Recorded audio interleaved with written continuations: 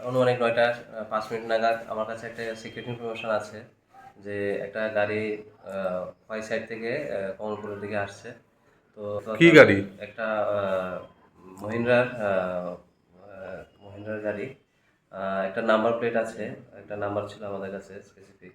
তো ওই মোতাবেক ওই নাম্বারটা এবং সাসপেক্টেড যে ড্রাইভার ছিল ওর নামও আমাদের কাছে ছিল।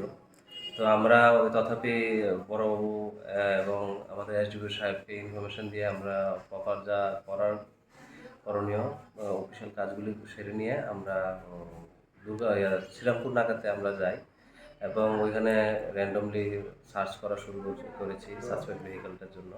তো সাডেনলি আমাদের যে ইনফরমেশন ছিল ওই মোতাবেক একটা গাড়ি আমরা ডিটেন করতে পারি নাগাতে এবং যে ড্রাইভার সিটে ছিল ওর নামও যে ইনফরমেশনটা ছিল ওটার সাথে ম্যাচ করেছে। তারপরে তথাপি আমরা গাড়িটা সার্চ করে টোটাল ১৫২ প্যাকেট গাঁজা পেয়েছি, যার টোটাল ওয়েট হচ্ছে ৮৫.৫০ কেজি। তো আর সঙ্গে একটা মোবাইল ফোন, একটা ড্রাইভিং লাইসেন্স।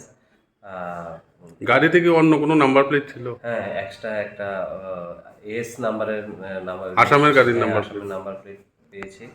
আর এতটুকুই আমাদের যে রিকভারি। তো এখানে ডিসিএম স্যার ছিল, আইজিপি স্যার ছিল, বড়বাবুর সাথে আমরা পুরো প্রসেস শেষ করে তাদেরকে থানায় নিয়ে একজনকে থানায় নিয়ে এসে এফআইআর করা হয়েছে স্পেসিফিক সেকশন। ঠিক।